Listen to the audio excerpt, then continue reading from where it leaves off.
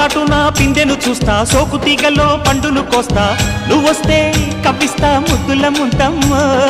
ఉక్కపోతకి ఊపిరి పోస్తా పక్క మేకకు పంట కట్టిస్తా ముద్దిస్తే బుక్కిస్తా మధ్యల మోతయ్యో